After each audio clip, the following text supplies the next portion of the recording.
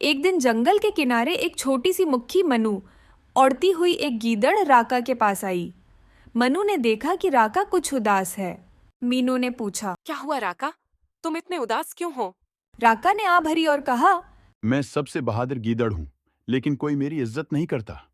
सब मुझे कमजोर समझते हैं। मनु ने मुस्कुरा कर कहा, बहादुरी सिर्फ ताकत से नहीं होती, ये अक्ल और दिल की मजबूती से भी होती है। क्या तुम्हें कोई ऐसा मौका मिला है जिसमें तुमने अपनी बहादुरी दिखाई हो? राका ने सोचा, ज़रेनिया, नहीं, कभी नहीं। मैं तो सिर्फ ताकत के लिए दूसरों को डराता हूँ। ज़रेनिया, मनु ने कहा, तो फिर आओ हम एक महम पर चलते हैं, देखते हैं कि तुम किस तरह बहादुरी दिखाते हो।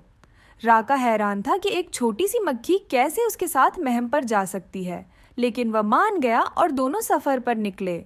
रास्ते में दोनों एक बड़े सांप से मिले जो दरख्त के नीचे सो रहा था। राका के दिल में खौफ था, लेकिन मनु ने उसे इशारा किया कि ये वक्त है बहादुरी दिखाने का। क्या तुम उस सांप को भगा सकते हो?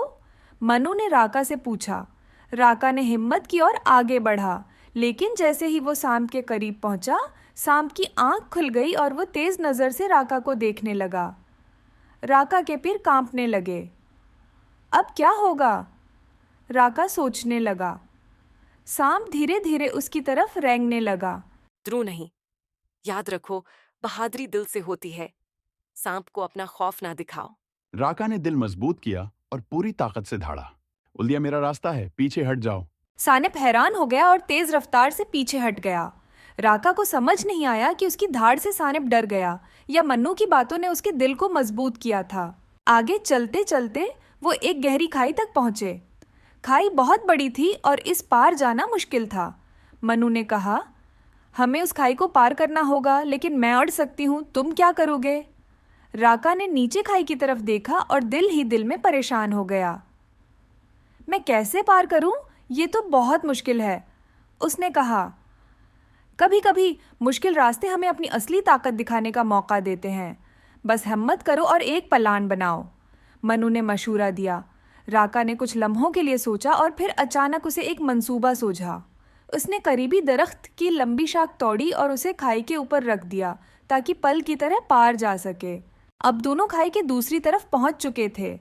मनु ने खुश होकर कहा, तुमने वाकई अपनी अकल का इस्तेमाल किया, ये है असल बहादुरी। राका के चेहरे पर मुस्कुराहट आ गई, लेकिन आगे उन्हें एक और चैलेंज का सामना था। अचानक जंगल में शोर मचने लगा। दरख्तों के पीछे से एक भारी आवाज आ रही थी। वो एक बड़ा रीछ था जो गुस्से में उनकी तरफ बढ़ रहा था। अब क्या करें? राका खौफजदा हो गया। ये तो बहुत ताकतवर है, मनु ने कहा। याद रखो, बहादुरी दिल से होती है और तुम्हारे पास अक्ल भी है। राका ने गौर किया और फिर एक आइडिया आया।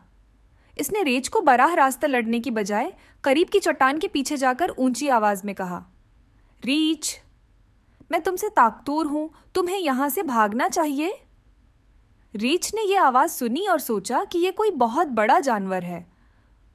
वो खौफजदा होकर पीछे मड़ गया और भागने लगा।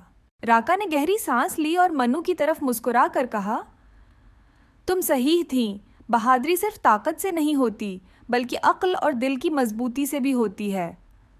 मनु ने कहा, आज तुमने सच में अपनी बहादुरी साबित की। अब तुम्हें किसी को डराने की ज़रूरत नहीं, क्योंकि तुम खुद ही जान चुके हो कि तुम कितने मजबूत हो। ये सुनकर राका बहुत खुश हुआ और दोनों दोस्त जंगल की तरफ हिंसते हुए वापस चल दिए।